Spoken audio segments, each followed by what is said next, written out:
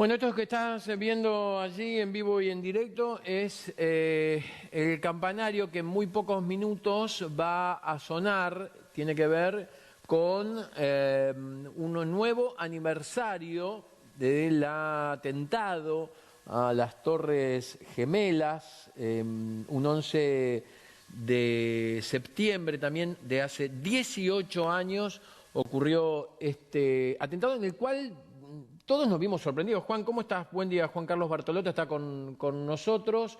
Bien, ¿me decís el número de micrófono que tiene Bartolota, por favor?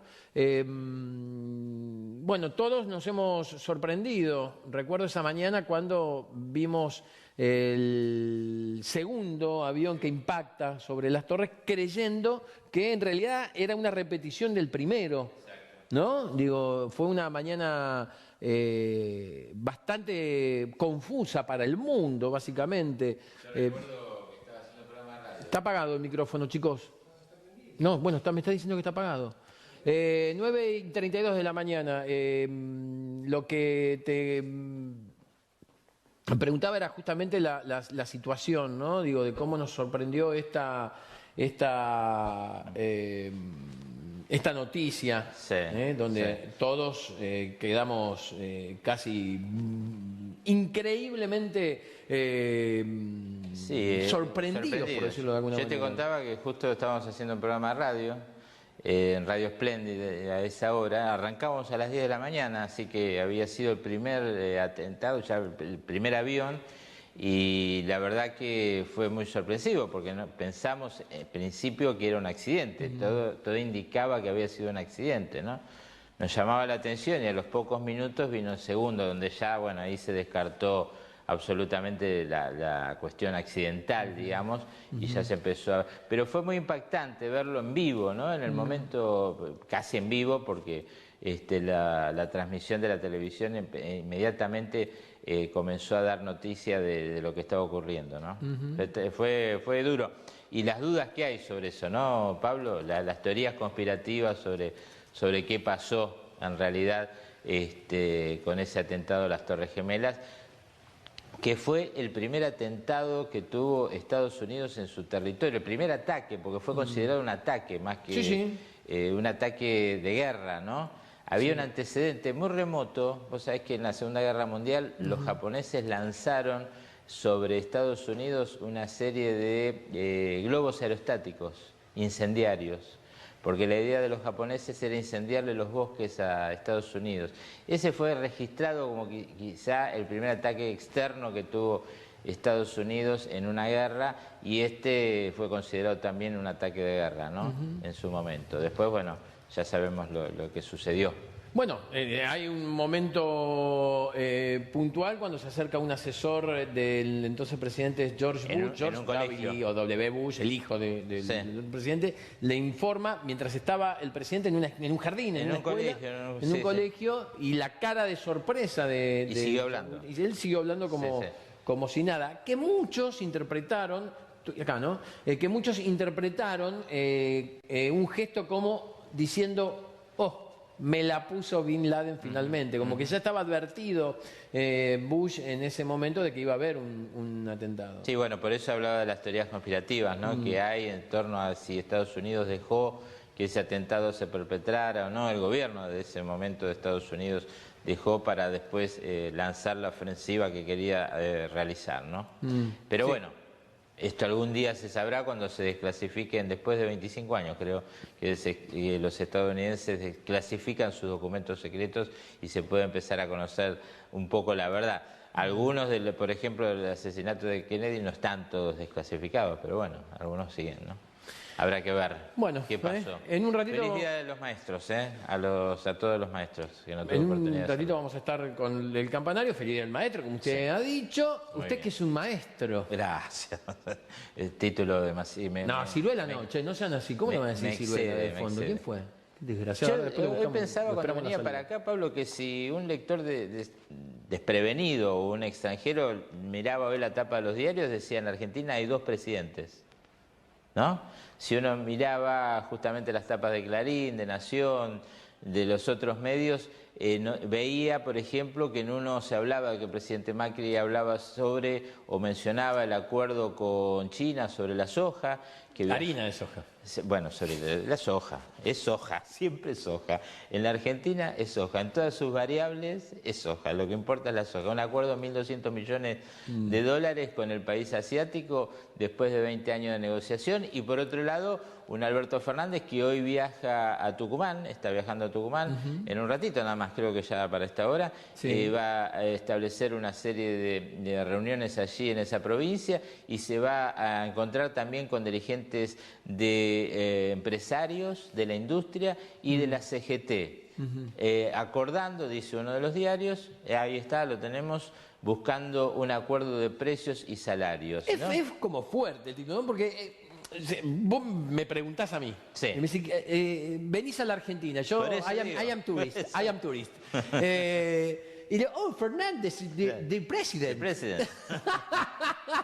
Por eso le hacía este juego, ¿no? Del claro, lector desprevenido. Dice, pero ¿cómo? Un turista, como vos bien decís. Y viene acá y dice, bueno, es que esta es la Argentina dual que tenemos hoy nosotros, con esta situación que se produjo después de las PASO, con el triunfo de Alberto Fernández en esas PASO, la derrota de Mauricio Macri, y un presidente que juega la ambigüedad en ese sentido, ¿no? Que en algún momento se planta como un presidente que sigue haciendo las tareas del Estado, que dejó de lado su candidatura, y por ahí después dice que las elecciones no sucedieron, ¿no? Como fue la semana pasada. Sí, fue increíble. Esa frase poco feliz e inentendible.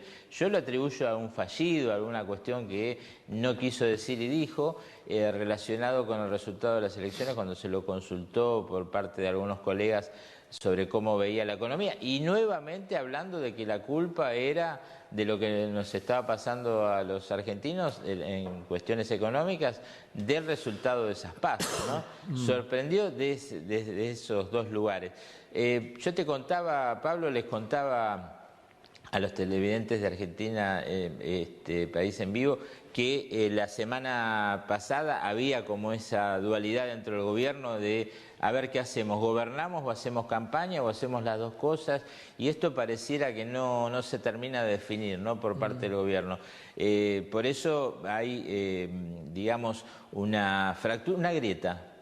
Una grieta, es una palabra utilizable entre muchos funcionarios del gobierno, justamente enfrentados con esta posición, algunos aquellos del ala política, más política, que además están pensando en cómo se paran siendo oposición, están como reconociendo que va a ser muy difícil revertir los números de las elecciones PASO, no hay ningún indicador que diga lo contrario, y entonces están pensando ya en cómo perfilan el PRO, porque descuentan algunos de ellos también que el PRO va a estar solo y que Cambiemos se va a deshacer, y que los radicales van a seguir su camino y el PRO el suyo, ¿no? Ya hay un sector del radicalismo que está pugnando justamente por recuperar lo que ellos denominan las banderas del radicalismo y buscar posicionarse por sí mismos. Recordamos, Pablo, que el radicalismo por primera vez en su historia no presentó ningún candidato a presidente, por primera vez en su historia, en sus más de 100 años de historia, no tuvo un candidato propio, y esto también dentro de las filas del radicalismo, bueno, hace bastante ruido. Con lo cual, insisto, esta grieta que se produce en el gobierno sobre qué hacemos, gobernamos o hacemos campaña, a veces el presidente también tiene una posición ambigua al respecto, y esto es lo que genera más ruido. En el caso de Alberto Fernández, bueno, la gira de la semana pasada en Europa, donde claramente muestra el posicionamiento que pretende tener en caso de llegar al gobierno en cuanto a las relaciones exteriores, sin alejarse, aclaró, de los acuerdos o de la amistad, si se quiere, que Argentina tiene de alguna manera, o los lazos comerciales con Estados Unidos, que es uno de los principales, digamos, no diría socio, pero uno de los principales adquirientes de material argentino, junto con Brasil, China, Estados Unidos. Es un país que le compra mucho a la Argentina y no de viceversa, no Estados Unidos, si bien tiene instaladas muchos intereses aquí, muchas empresas, no la convierten en uno de los primeros socios comerciales.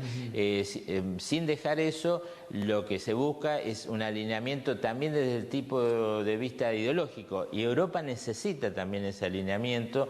Nos explicaban alguna gente cercana a Alberto Fernández, porque ellos también están sufriendo el embate de la derecha, digamos, que quiere llegar al poder, ¿no? Los casos en Italia, de hecho, hay un gobierno más tirado a la derecha que al centro izquierda. En España, bueno, por ahora no, pero han tenido durante muchos años gobiernos de derecha. Alemania está teniendo algún resurgimiento del neonazismo, Suiza, Suecia, bueno, países que se van volcando hacia la derecha y necesitan también de alguna manera referentes en otras partes del mundo que tengan éxitos en sus gestiones y que demuestren que desde la centroizquierda se pueden hacer buenos gobiernos. Es decir, es un interés compartido, ¿no? Por eso Alberto Fernández elige no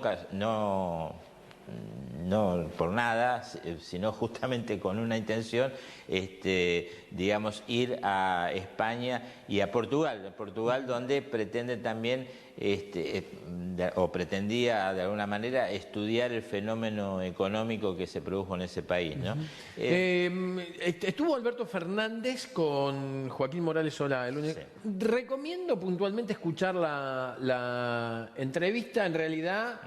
Más que la entrevista, las respuestas de Alberto Fernández de cómo salir de la crisis o lo que hizo el gobierno puntualmente para que no cambie mucho la situación, sí, por lo menos, o cumplir con lo que había prometido. Por ejemplo, diciendo... No es fácil Alberto... decir esto, ¿no? Lo que vemos en el videógrafo, los primeros años. ¿Por qué? Porque, claro, digamos, la expectativa de la gente quizá está sobredimensionada en cuanto a qué va a pasar después del 10 de diciembre. Pero hay esperanza. Entonces, en la calle. Sí, no hablo de eso, sino de que me parece que hay mucha gente que cree que el 11 de diciembre ya va a cambiar la situación. Y no va a pasar, esto es lógico. Y esta frase, los primeros años van a ser difíciles, es como un baldazo de realidad. Claro. Porque obviamente si uno se para tranquilamente a mirar cuál es el panorama que va a quedar en la Argentina después del 10 de diciembre, sabe que el próximo gobierno, sea del signo de cual fuere, va a tener una tarea bastante ardua, difícil. Incluso, ¿no?, para este gobierno en caso de ser reelegido, ¿no? Porque el año que viene, el próximo año hay que garpar. Este gobierno tendría la situación más complicada, porque si ganara las elecciones seguiría en la misma línea. Claro.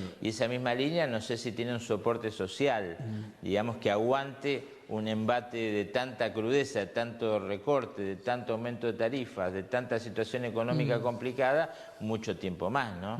Entonces, bueno, digamos que yo diría que si ganara hipotéticamente Mauricio Macri, o si sigue en esa línea, le va a ser muy difícil continuar gobernando, y si no, va a tener que cambiar drásticamente su línea de gobierno en el caso de que ganara, ¿no? Porque realmente la situación, sobre todo laboral y económica, es muy agobiante, no hace falta. Hoy se van a conocer a la tarde los datos del INDEC sobre, por ejemplo, cómo está la industria, ¿no? En qué capacidad tiene en estos años, en estos últimos meses, perdón, la actividad industrial, y va a dar un resultado nefasto. Ya se sabe que, por ejemplo, en el área de las automotrices hay un 25% menos de venta, y eso se va incrementando todo el tiempo, ¿no? Estamos hablando de una industria muy importante en la República Argentina, con provincias que la sufren, por ejemplo, Córdoba. Santa Fe, ¿no?, también, claro. Santa Fe, bueno, Córdoba no por nada, el presidente perdió 20 puntos con relación a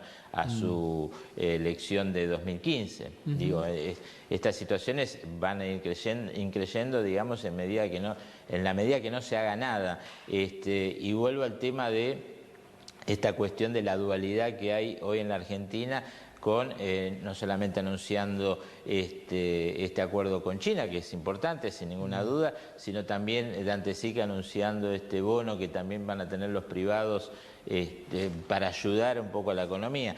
Digo, la tarea de Alberto Fernández, en el caso de que sea presidente, no va a ser fácil.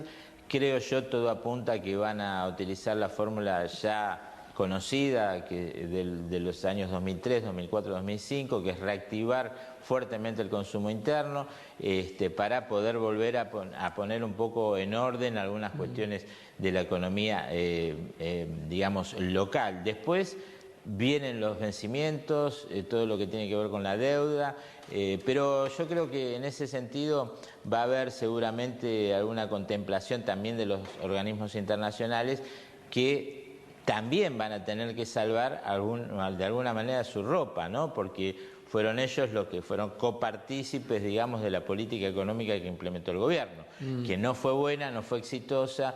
Argentina recibió los mayores desembolsos de dinero de la historia del Fondo Monetario Internacional en los últimos 3 años y medio, y esto, bueno, de alguna manera hay que explicárselo al mundo, ¿no? Así que, bueno...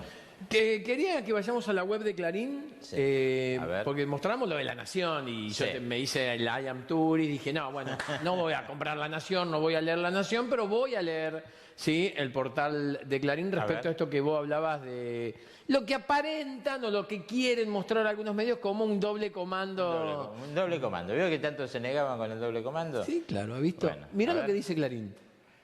Alberto Bueno. Fernández abre el diálogo y pide opiniones a la UIA y a los gremios. Es lo que en le Tucumán. comentaba anteriormente, Claro. que en Tucumán iba a tener estas reuniones.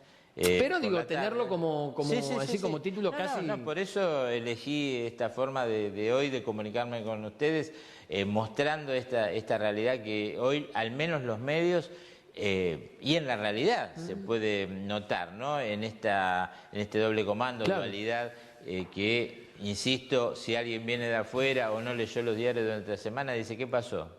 Se adelantaron las elecciones, ganó Alberto Fernández, ya está en el poder. Bueno, es un título para un presidente el de Tucumán, es un título para un presidente, digamos, para una gestión de gobierno. Bartolota. Ay, Dios. Bartolota. ¿Qué quiere que le diga? Te quiero mostrar algo que A también publicó la Política Online. A ver. Posibilidad es que Vidal pierda. Digo, tiene más chances Vidal de perder, por supuesto, que ya son casi 20 puntos de diferencia, que el propio presidente Mauricio Macri. Hoy Axel Kicillof, ahora en un ratito, está con el PJ ahí en la calle Mateo. Mateo. Sí. Mira vos. Gracias. Vamos esto te quería mostrar, Sí, ¿no? sí, sí. Lo que dice la política online respecto de lo que la gobernadora, hasta el día de diciembre, por lo pronto, Vidal, haría si, en caso de no reelegir, cosa altamente probable, sea candidata recién en 2020, se va a tomar un descansito. Claro. De 2 años, añitos. y sería candidata a diputada nacional por Bueno, el puede- PRO, porque vos hablabas justamente de esta Puede división. tomar la jubilación de gobernadora, como ex Tan joven, es más joven que yo. Pero puede no ser. mejoró, Bartolota. Yo le digo la posibilidad que tiene. Bueno, lo cierto es que hoy el PRO tiene 3 cabezas, digamos. La primera y la principal es la de Mauricio Macri, que es el fundador de esa fuerza Claro. política. La segunda sería en esta instancia electoral, lo que deviene de las elecciones, Horacio Rodríguez Larreta, que obtuvo la mejor performance en estas elecciones. Fue el que no perdió. Digamos, de los 3 es el que no perdió. No ganó porque falta la instancia de la elección. Y Nadie la ganó nada, posibilidad- concretamente. No, claro. no, pero digo, en términos de las PASO fue el candidato más votado en el ámbito de la Ciudad de Buenos Aires.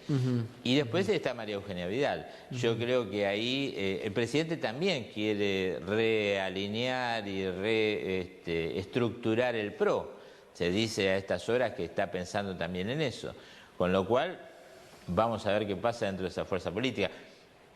En el hipotético caso, cosa que yo considero muy complicada, muy difícil, no imposible, pero muy difícil, de que Matías Lamens gane en la Ciudad de Buenos Aires, imagínese un partido chico que no va a tener más estructura. No va a tener la provincia de Buenos Aires, no va a tener la capital y no va a tener la nación. No va a tener territorio como para, además, poder hacer política. Política, claro. Porque que es algo que le pasó, por ejemplo, al peronismo en la provincia de Buenos Aires. Claro. Cuando pierde la provincia de Buenos Aires se queda sin una estructura muy importante, muy importante. Pensemos en La Matanza, donde muchos funcionarios del gobierno nacional recalaron ahí para poder seguir manteniéndose no solamente desde el punto de vista económico, sino también haciendo política, ¿no? Imagínese un partido chico como es el PRO sin esos 3 distritos. Y lo mismo imagínese ese partido chico con una sola estructura que es la de la Ciudad de Buenos Aires. Habrá que ver qué quiere hacer Macri, por ahí quiere volver a ser jefe de gobierno, no lo sé, senador, diputado. Para ahí me parece que le daría el Piné, salvo que termine muy, muy mal su gestión de gobierno. Yo creo que si el presidente se mantiene en esta línea de pensar más en llegar a las elecciones de octubre que en ser candidato, es decir, con un país un poco más ordenado, tendría posibilidades de mantenerse todavía, digamos, en el escenario político. Contrario censo, si él se convierte solamente en candidato, despreciando, digamos, su calidad de presidente y haciendo cosas como candidato y perjudicando la economía, por ejemplo, ahí la situación de vuelta, digamos, al redil político va a ser mucho más complicado. Qué bárbaro. Bueno, Rodríguez Larreta, que lamentablemente, digo, y esto también hay que aclararlo, tuvo un golpe muy fuerte el último fin de semana, sobre todo el domingo, con la tragedia... Tragedia no, el accidente, sí, no sé si tampoco, esta locura que cometió el conductor Beppo, Eugenio Beppo, periodista, conductor, productor, donde quedó al desnudo en la ciudad de Buenos Aires la precariedad laboral de los agentes policiales, no solo de tránsito, sino de muchos de los agentes policiales que integran justamente la policía de la ciudad con trabajo negro, facturación monotributista. Quiero ser justo con esto. Muchos empleados públicos, no solamente a nivel de la ciudad, sino a nivel nacional, y desde hace muchos años trabajan con esta situación precarizada. Sí, quizá uno no espera que la policía sea, es una de las peleas que tienen, por ejemplo, los gremios, ATE, UPCN y demás, justamente porque hay gente, yo conozco gente que hace 8, 10, 12 años que están contratados. Contratados. Una cuestión absolutamente ilegal, ¿no? Que no corresponde. En la provincia de Buenos Aires se dio mucho eso. Es la única manera de que esos trabajadores tengan trabajo. Una situación que en algún momento se debería blanquear. Discutir. El tema es justamente que los que nos tienen que cuidar, que son prácticamente la cara de cada gobierno en la calle, digamos, más allá de los intendentes y de los concejales, digamos, vos te respaldás en la seguridad y que un efectivo sea monotributista. Ayer se discutía incluso hasta el momento de la validez de una multa que te hace un efectivo que no es empleado del gobierno, sino un monotributista, un servidor, ¿cómo se dice al que factura? ¿Vio cómo le dicen en Uruguay a los empleados públicos? No. Funcionarios. Ajá. Son funcionarios.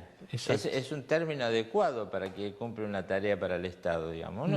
Un empleado del Estado, como vos bien decís, representa de alguna manera al Estado y debería ser un funcionario, tener ese rol, ¿no? Pero bueno, digamos que evidentemente hay una cuestión que tiene que ver más con lo económico, que no termina de cerrar esto, y ahora se conoce a través, lamentablemente, de esa tragedia, ¿no? Esta joven de 29 años con 2 hijos. Santiago, que también está internado en grave estado. Yo creo que la verdad que no sé qué atenuantes, ahora se está buscando si estaba alcoholizado o no. Apareció un taxista que dice que estaban lo más bien. Sí, que a él no le daba la sensación de que estaban borrachos el conductor, por lo menos. Y la cuestión de la fuga es realmente... Los antecedentes que tenía también Eugenio, ya había tenido una probation por otro accidente, una discusión con un funcionario policial también. Yo diría que esto también debería poner sobre la picota el tema de cómo se maneja en la capital federal. Uno no tiene más que pararse en una esquina y mirar la innumerable cantidad de infracciones de tránsito que ponen en riesgo la vida de todo el mundo, ¿no? Colectiveros que manejan con auriculares, que pasan semáforos en rojo, usando el celular. El uso del celular constantemente, peatones que cruzan mal también, sin ningún tipo de miramiento, los ciclistas que no respetan tampoco, no digo todo, no quiero generalizar con este comentario porque hay gente que maneja muy bien, hay colectiveros responsables, hay taxistas responsables y hay peatones responsables. Pero digo, uno ve todo el tiempo cómo esto sucede, ¿no? Y después pasan estas cosas, y estas cosas nos sacuden porque de alguna manera también nos cuestionan nuestro propio proceder, digo, ¿cómo se puede pasar a esa velocidad que lo vemos todo el tiempo? Usted sabe, Pablo, que trabajé muchos años en la puerta de ese lugar, televisión pública y ver los autos a más de 100 kilómetros por hora como si fuera una pista de carreras es una cuestión habitual. Uno va manejando, yo que ando mucho con mi scooter, digo, veo a veces tipos que van excediendo la velocidad en calles que uno dice, ¿cómo puede ser, no? Una vez vi a un motociclista pararse al lado de un coche y decirle, ¿vos creés que esto es una pista de carreras? Dice, no podés andar a esta velocidad, zigzagueando a todo el mundo. El tipo lo quería hacer reflexionar, ¿no? De cómo manejaba. Por supuesto, la respuesta fue un insulto, bueno. También es una parte importante lo que tiene que ver con el Estado. No sabés lo que fue viajar. Digo, más allá de la moto y los autos que vos hablabas, la prestación que hace el Estado. No sabés lo que fue hoy viajar en el ferrocarril San Martín. Bueno, está todo... Pero... 6:30 de la mañana cancelar un tren porque se le ocurrió al jefe de estación de José de Paz. Imposible, digo. La necesidad de Estado presente que tenemos en la República Argentina es impresionante. Hoy leíamos en los títulos del diario La Opinión, creo, ¿no, Belén? De Pergamino, el crecer del rebrote de la sífilis. Por desinversión estatal, básicamente. No hay prevención. No hay prevención. Entonces la sífilis... Increíble. Está en la tapa del diario La Opinión. Sí. Desinversión en una cuestión que tiene que ver con el tránsito. Los sectores más humildes, ¿eh? No, claramente. Atraviesa todas las capas sociales el tema de la sífilis. Así que hay que puntualmente hacer hincapié en la presencia del Estado. Sí. Antes se quejaban porque había mucha presencia del Estado.